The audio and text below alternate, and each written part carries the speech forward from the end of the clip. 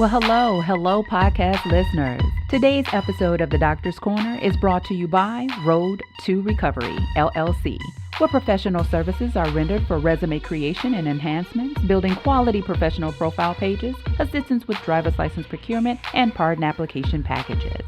To learn more about Road to Recovery, LLC, simply dial 214-631-9253. Again, that number is 214-631-9253. Today's episode of The Doctor's Corner is getting to know Dr. K and Dr. Shay. I am Dr. K, accompanied by Dr. Shay. Hello, everyone. And today's episode is just a little bit different from the norm. Usually on The Doctor's Corner, we select different books from a variety of genres and discuss in 30-minute podcast sessions, offering our subjective evaluation of literature with hopes of helping you determine if it's a compelling read with 5 stars, 3 stars, or a 1 star. But today, we're going to answer some questions just so that you can get to know us just a little bit better. So I want to congratulate those of you that submitted questions because you will win. What's a better place to read a book other than Starbucks? So, yep, we're giving away gift cards. $2 million gift cards. Okay, everyone. You know she does not have $2 million to give away. So let's just scratch that and change it to a $10 gift card. Starbucks gift cards. Okay, redo that. What the heck? Okay. $10 gift cards from Starbucks. But there are 3 conditions, winners. 1, congratulations. Enjoy, congratulations, and enjoy. Please know, if I had $2 million, I would give it all away on this podcast. Probably wouldn't, but it sounds good. 2, when you get your item from Starbucks, whatever it is, that favorite drink or that favorite food item, we simply want you to take a picture of it and post it on the Doctor's Corner Facebook page. Condition number 3, to get your Starbucks gift card, all you need to do is inbox us your email address and we will send you your gift card straight away. So, Dr. Shay, you want to get started with these questions? Sure. So let's start with our first question we have from Dion Forbes of Brookshire, Texas. Yay! Dion wants to...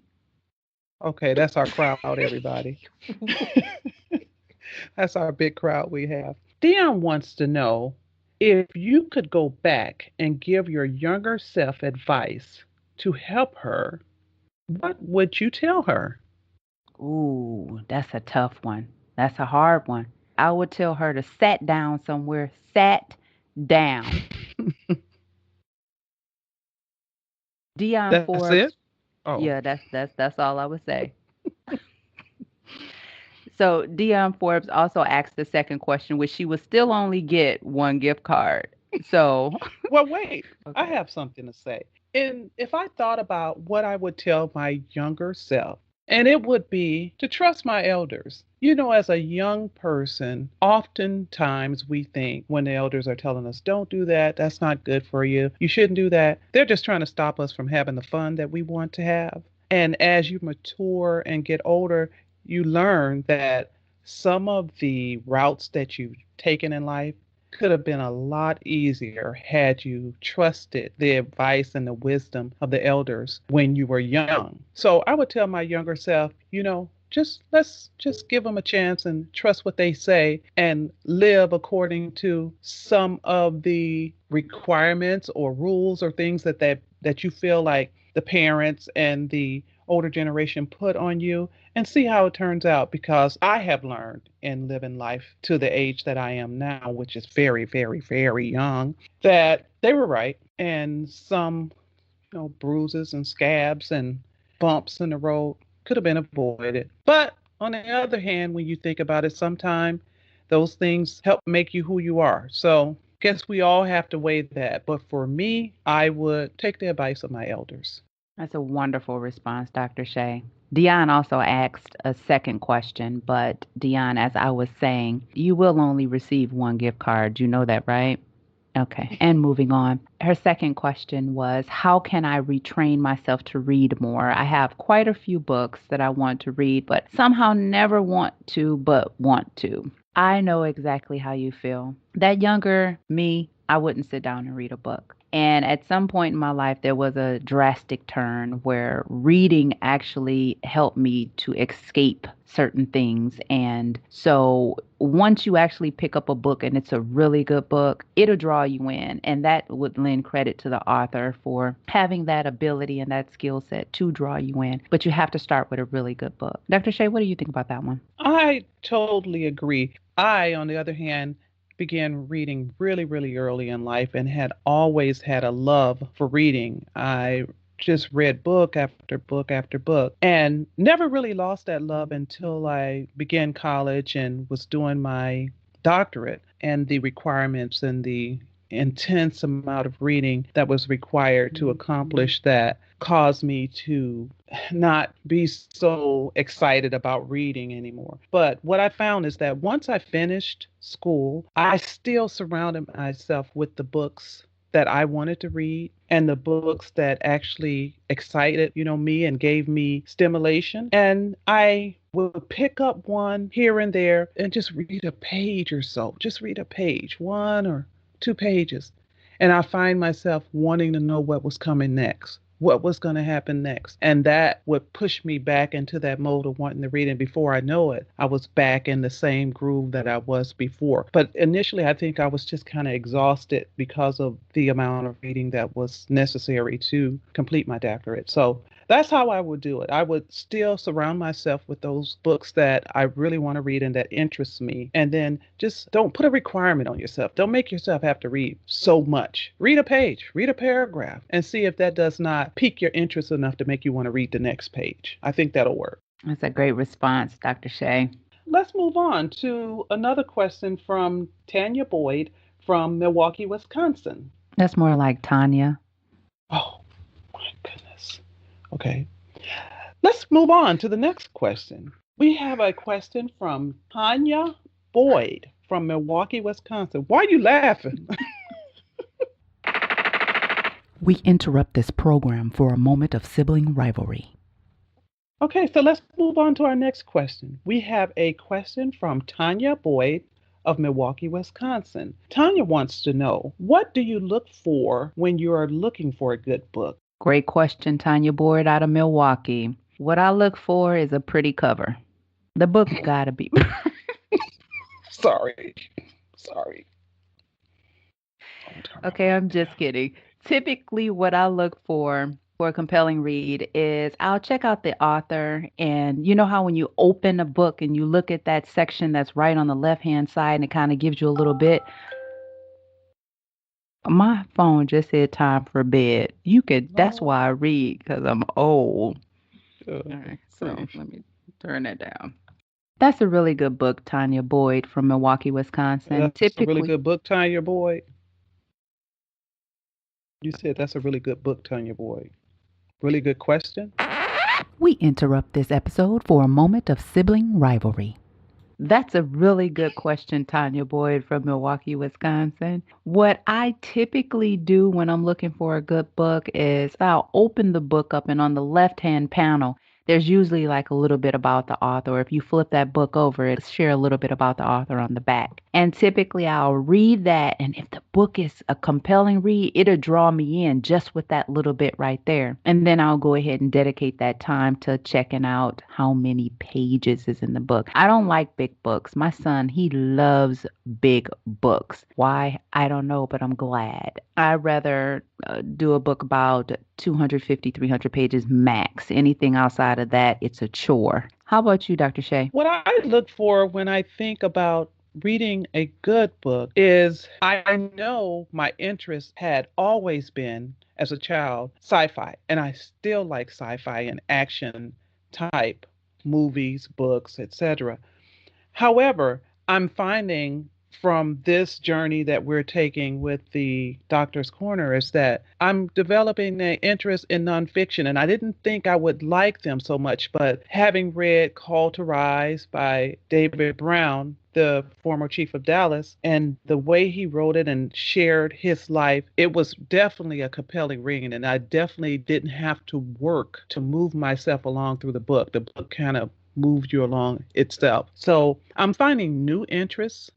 I do know my foundational interests. And so if I didn't know what I wanted to look for to read or whatever, I can always go get a sci-fi book. So one of the things you have to do is just explore different books and get yourself to identify what genre kind of speaks to you or interests you or makes you want to read it. And then you'll have that kind of as a foundation. But definitely don't get yourself tunneled into that because if you try other things you may find there's other genres that are just as good or just as interesting to you. So I have my basis, and then like I said, I explore other things to see what else may speak to me or jump out at me as a good read or something I would enjoy exploring the topic a little bit on. Okay, great feedback. The next question is really posed to you. It's from Tammy Thompson of Milwaukee, Wisconsin. Tammy wants to know what motivated you to get your doctorate in business management. In addition, what kept you motivated to continue and move forward with your degree? Great question. What motivated me to get my doctorate's degree in business administration is that I am a very determined individual. I enjoy. She enjoys nothing. We interrupt this message for a moment of sibling rivalry. What motivated me to get my doctor's degree in the business administration? One is it's because I'm an entrepreneur. I have my own business. It's actually called Road to Recovery, whereas I assist ex-offenders. And I would like to see them have a level playing field. Once they've served their time according to what the judge and their jury of peers have sentenced them to, they should have a level playing field when they come out. So I created a company called Road to Recovery, and I do their resumes and I assist them with driver's license procurement. I prepare their paperwork for pardons and expungements and things like that. And that's one of the reasons why I pursued a doctorate in business.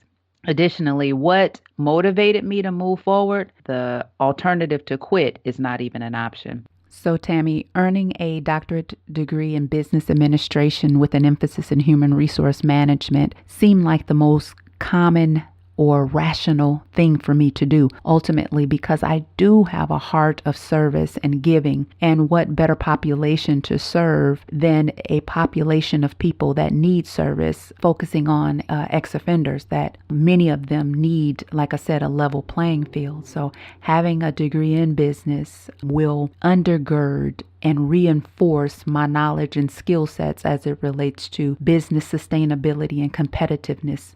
So that's, again, a very good question, and thank you for that. Dr. Shay, Renee Pittman Blackshire out of Mesquite, she said, hey, do y'all argue about what books to read or what topic to talk about? Well, Renee, you know what? Thank you so much for your question. And I must say, yes, Tina is my sister, but we certainly are different. Just as identical twins, they may look just alike, but their personalities can be totally different. So are we. So our interests as far as in books and what we want to do, they do vary some, but we do come to agreements as far as what we will do. And when there's one that one wants to do and the other may not want to do, but they really want to do it, we have the option of a bonus track, in which case we've done a couple bonus tracks. These bonus tracks were not a result of us having disagreements as far as what books we wanted to read. These were a result of us having strong interest in doing these particular books, the books that we chose. So yes, we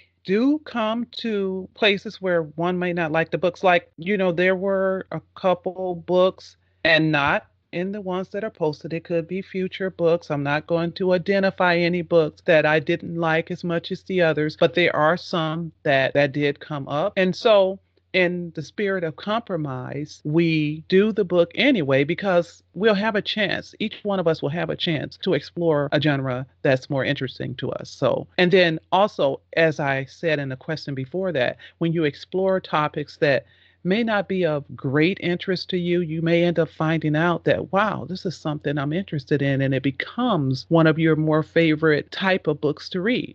So it also has a way of expanding our likes as far as different genres and what we're willing or may not even have given an opportunity to ourselves to try. Renee has an additional question. She wants to know, What is the purpose of the Doctor's Corner?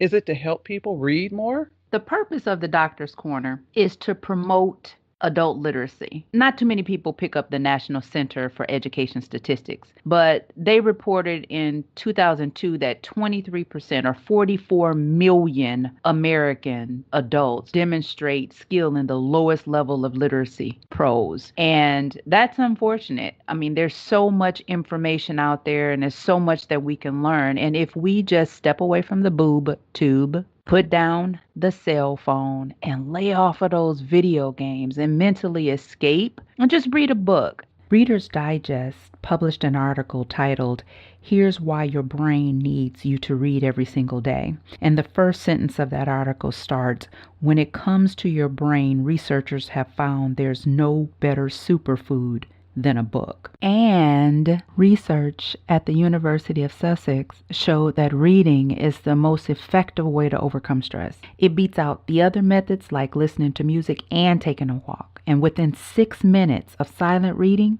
study participants' heart rate slowed and tension in their muscles eased up to 68%. Psychologists believe reading works so well because the mind's concentration creates a distraction that eases the body's stress. With all the benefits of reading and accessibility to a book, I believe we owe it to ourselves as humans to professionally and personally develop as opposed to not. So when we encounter each other, we're tense, we're frustrated, and we 3 seconds from going ham, lettuce, cheese, turkey, and tomato. Read a book.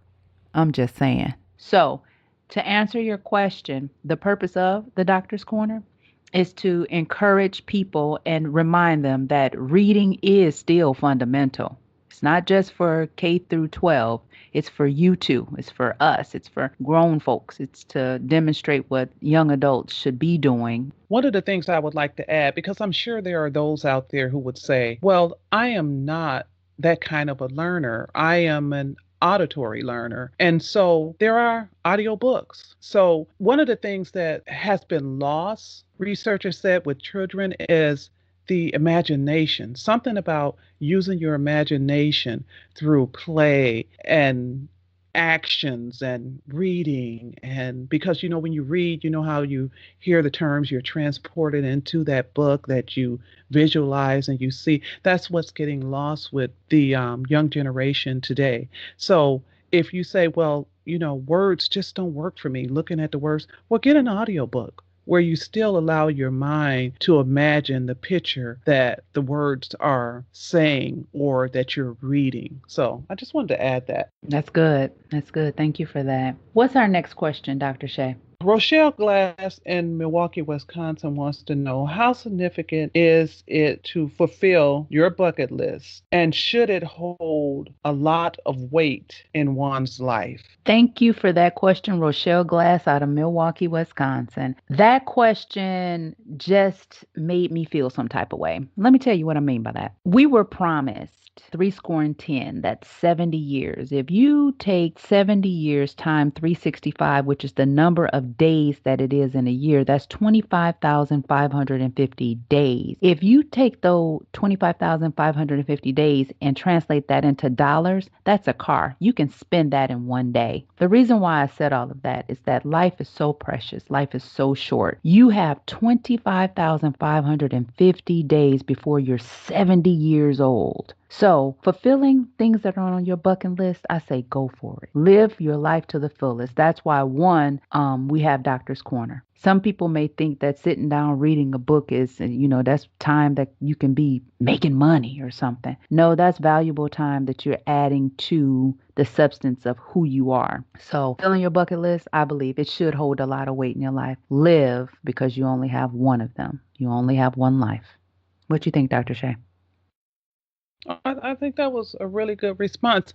I don't know how I feel about a bucket list, because when I first read the question posed by Rochelle Glass of Milwaukee, Wisconsin, I said, no, I don't think it's important. Who cares about a bucket list?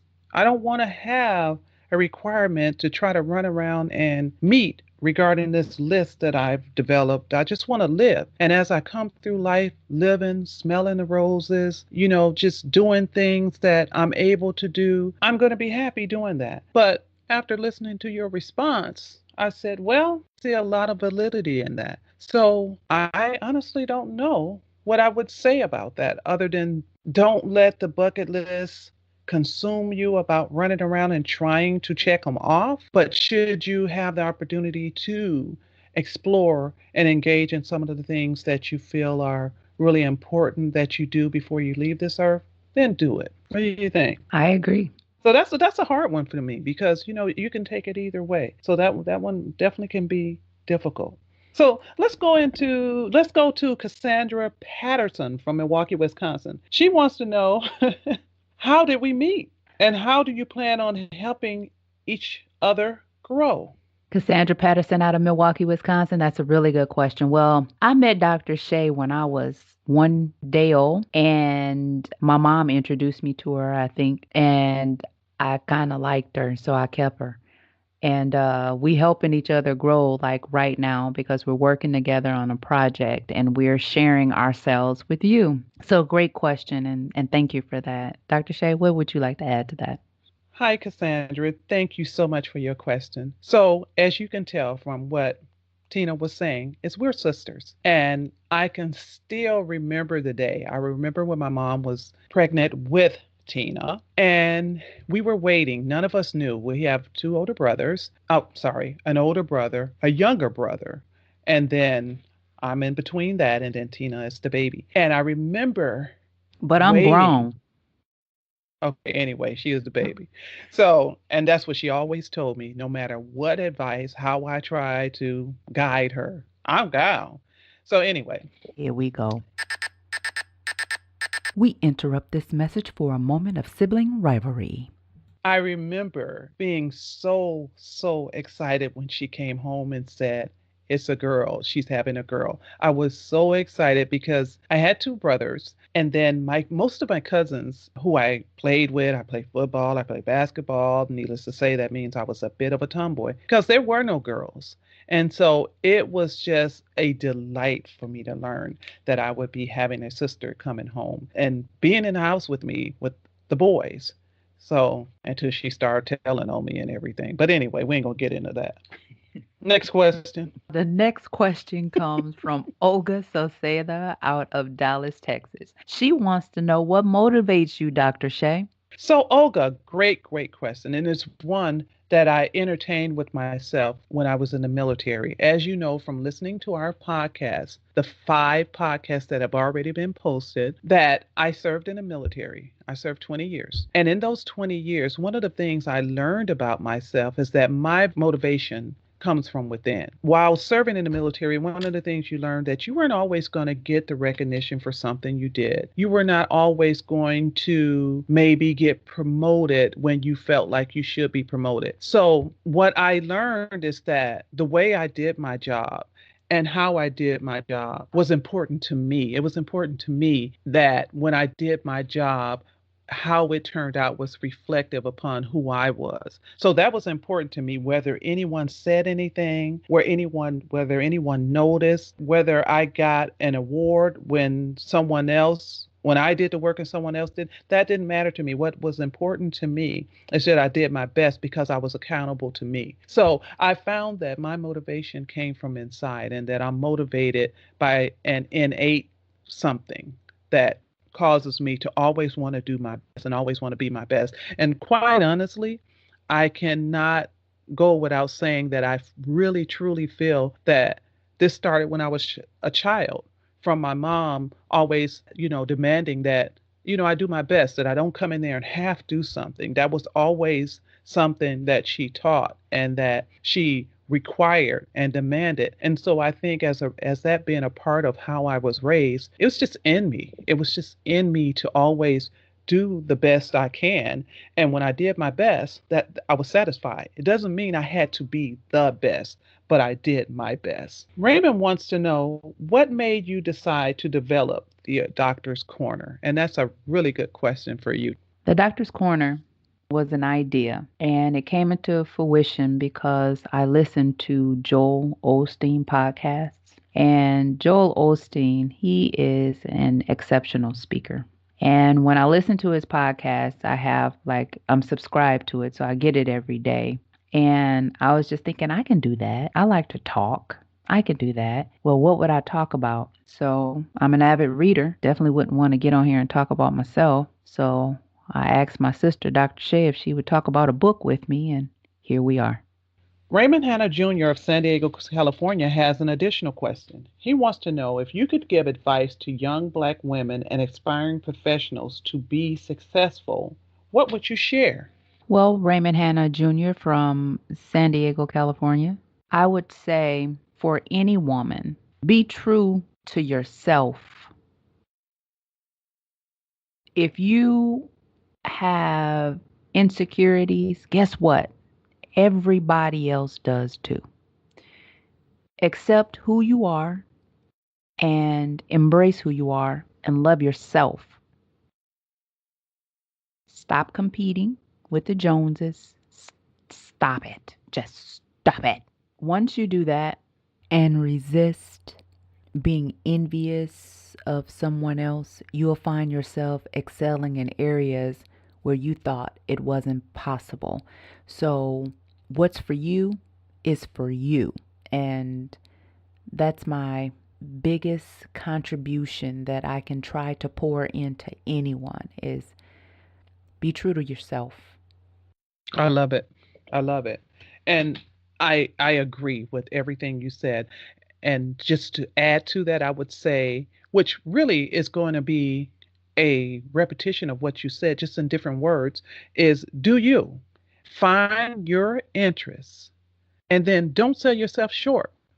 Go for it and know that there will be obstacles, but obstacles are overcome by persistence. Keep persisting once you know what you're supposed to do and you feel like this is where you're supposed to go, or some people use the word purpose, then you go for it and don't give up until you achieve that which you know is for you. Okay, well, we have a question from Constance Garnes of Arizona. She wants to know what type of books we have read. Constance, we have read primarily political and law enforcement books thus far. In addition, we have a Christian book that we read called God Loves Sex. Dr. Shay did a book, excellent tribute to the late great Maya Angelou. I wouldn't take nothing for my journey now. And we have The Sky is the Limit at this particular point in time. We have so many different genres that we will be selecting from that we can choose from.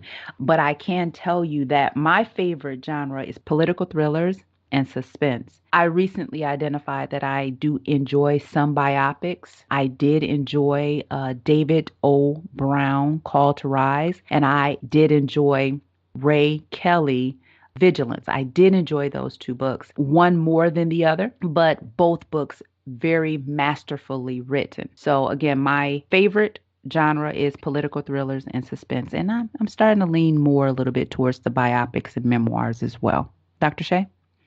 For me, growing up as a child, it was always sci-fi. But then as I got older, I got into a lot of fiction. As long as it was well written, I could read it.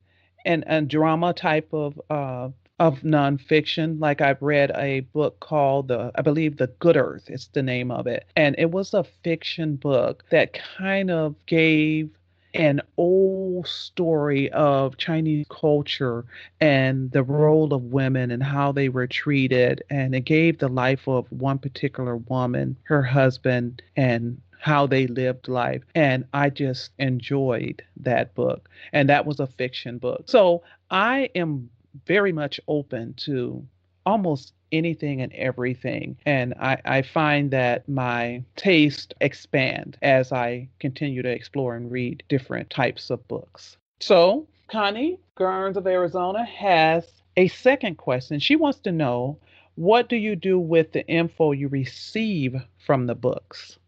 If I think about what do I do for the information, again, it depends on the genre. Like if it's a self help book and I'm reading that book for personal growth, then of course I chose that book for a reason. I feel like it has something in there that would benefit me. And so I would probably be applying it as well.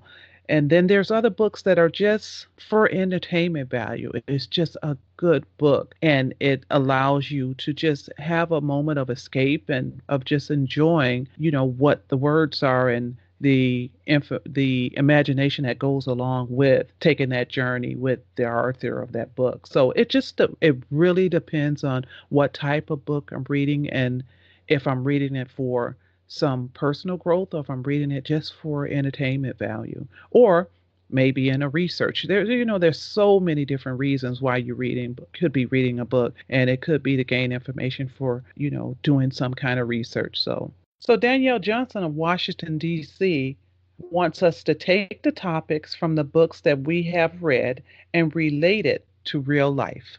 Okay, well, I have a really good example, at least I feel, for one of the books we read, and that would be Vigilance. If you were to look up the definition of vigilance in the dictionary, it says the action or state of keeping careful watch for possible danger or difficulties. If I was to relate this to real life, a good example for me would be like, again, my service in the military. That's one that was drilled in and driven home as far as being vigilant. You stood duty, and maybe as a guard at the gate, you stood duty aboard ship. And this was real. This was real. We were vigilant and in these positions so that we can identify and be on alert if, should we encounter something dangerous or potentially dangerous, to be able to alert those that needed to know as soon as possible in an effort to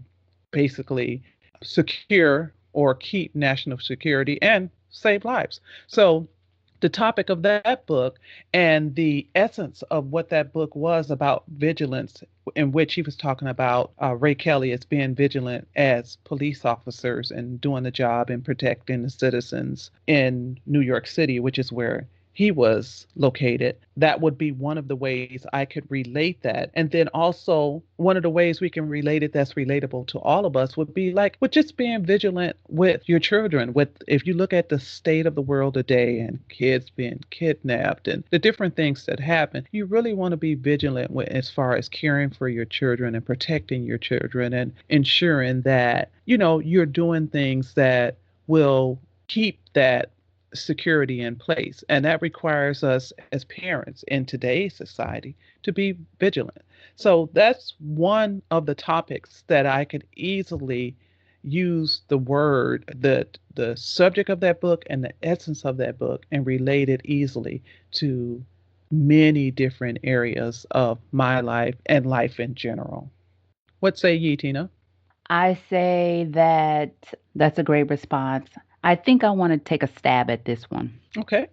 If I were to take a book that I read and apply it to my life, I would take the bonus track that I did a couple months ago called God Loves Sex. The reason why I would take this book is that there's a lot of things that are happening today in the environment today that has something to do with sex. Well, God did create sex. And the authors of God Loves Sex, they had a mutually agreed upon view where they used the Bible. And I would encourage everybody to go out there and listen to God Loves Sex or read God Loves Sex so you can actually understand where I'm coming from. So God created sex for man and woman to be fruitful and multiply and create children. Well, what God created for good, evil or Satan created for bad. And some people may out there may not believe it, but these are my questions and this is my answer. So let me do what I'm doing. So in saying that, when God created something for good, there's, the opposite and the negative. You're going to have the opposite of what is good is bad. So therefore you get the Roman Polanskis or the Mike Tysons or the Robert Kellys, or you get the Jerry Sandusky's, the Paul Rubens, the Jared Fogels, or the Jeffrey Dahmers. You get that because it's warped. Sex is actually created for good and you have something for bad. So I would say that how do I apply that? I'll look for what's not natural and I'll run for my life because because I know what it is supposed to be. So now that I have a clearer picture of what is considered warped or what is not natural. I'll know what to look for and what to stay away from. So, like I said, I encourage you to read it. I mean, I can't give it all away right now because this is to get to know us. And that's what I have, and I'm sticking to it. Excellent. So I believe we have one more question, Tina. So would you like to introduce that question? With that, we have Chanel McLucas out of Fort Worth. She presented two questions. One of them, what kind of program would you develop to help keep veterans off the street and out of jail? What I would say to that question, Chanel, is that each state, each municipality have a veteran hospital or veteran health administration. Here in Dallas, Texas, we have the North Texas healthcare facility. I would encourage you to dial the 1-800-827-1000 and refer your veteran to the representatives on that line because they are there to assist veterans in every capacity. No veteran should actually be living on the street unless they want to. And if they need some additional assistance, whether it's medical or they're chemically dependent, whatever it is, the Veteran Administration here in Dallas, Texas is awesome. They are the most helpful group or great entity. So I would encourage you to make contact with the officials at 1-800-827-1000. The second question is how can you help someone you love that's mentally and physically disappearing? If that still does apply to a veteran, I would encourage you to get them connected with their veteran facility, their local veteran facility. In addition to that, Dr. Shay and I are not medical doctors, so I would not want to provide any additional insight or what I think because you can sue us. We ain't trying to get sued. So we're going to refer you to a doctor, a real doctor. Well, I'm a real doctor. I'm just not a medical doctor. I don't know what kind of doctor you are. We interrupt this episode of the Doctor's Corner for a brief moment for sibling rivalry. So congratulations to all the winners. We have Dion Forbes of Brookshire, Texas, Tanya Boyd of Milwaukee, Wisconsin, Tammy Thompson of Milwaukee, Wisconsin, Renee Blackshire Pittman of Dallas, Texas, Cassandra Cheryl Patterson of Milwaukee, Wisconsin, Olga Soceda from Dallas, Texas. And Rochelle Glass of Milwaukee, Wisconsin, Raymond Hanna Jr. of San Diego, California, Constance Garnes of Arizona, and Danielle Johnson of Washington, D.C. Congratulations for submitting your questions to the Get to Know Dr. K and Dr. Shay. I hope you guys really enjoyed us giving a little of ourselves, and hopefully you feel you have a better understanding of who we are. So remember to post your favorite Starbucks drink on the Get to Know Dr. Shay and Dr. K Facebook feed, and we hope you enjoyed this episode. Please remember, reading is still fundamental. Thank you, everyone. Thank you for listening. Tell your friends, like, listen, subscribe.